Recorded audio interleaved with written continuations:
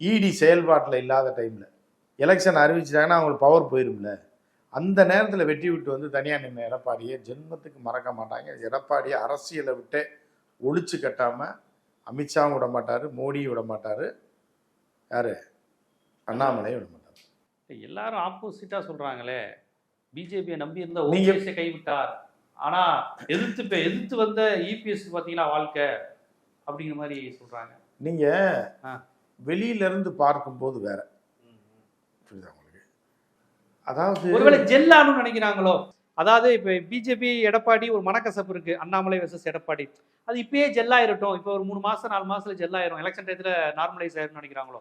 அதுதான் நீங்கள் வந்து என்ன அப்படின்னா, கருவாட்டை 10 தடவை கழுவுனீங்கன்னா உப்பு குறைஞ்சிடும். கடையில் போய் கருவாட்டை வாங்கி அப்படி ஒரு அலசி அலசிட்டு குழம்புல போட்டிங்கன்னா உப்பு ஜாஸ்தியாக இருக்கும்.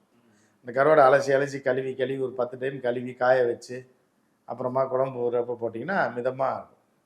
இது கருவாட்டு குழம்போட ஸ்பெஷல்.